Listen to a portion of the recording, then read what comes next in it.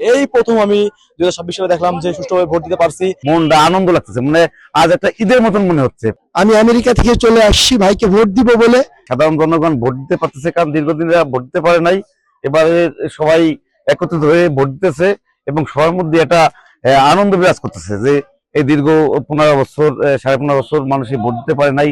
চাপা দুঃখ কষ্ট বেদনা মানুষের মাঝে রয়ে গেছে।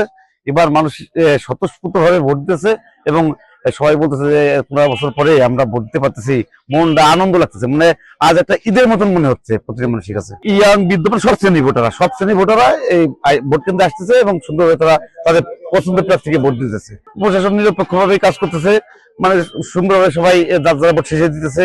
প্রশাসন একদম নিরপেক্ষ। এইবার আমি নতুন ভোটার হলাম। আমি জানি যে আমার জন্মপর থেকে আমি এখন অবধি দীর্ঘ 19 বছর যাবত দেখেছি যে কেউ সুষ্ঠুভাবে ভোট দিতে পারে নাই, কারণ দিনের ভোট রাত্রে হয়ে গেছে। এই প্রথম আমি 2026 সালে দেখলাম যে সুষ্ঠুভাবে ভোট দিতে পারছি এবং আমি আমার যারা পছন্দের প্রার্থী ছিল তাকে ভোট দিয়েছি। ইনশাআল্লাহ বর্তমানে আমি যে যতগুলো আমাদের ওয়ার্ডগুলো আছে ওয়ার্ডগুলো আমি পর্যবেক্ষণ করেছি মকসুদপুর নিউজের পক্ষ থেকে। সেখানে দেখেছি যে সব এক কথায় বলতে গেলেই যে আমাদের যে ধানের শীষ যে প্রতীকটা আছে এটাই সব প্রতীক থেকে আগায় আছে। আমি সুদূর আমেরিকা থেকে আসছি যে বাংলাদেশ জাতীয়তাবাদী দল বিএনপি কে ধানের শীষে সেলিম ভাইকে মনোনীত করেছে।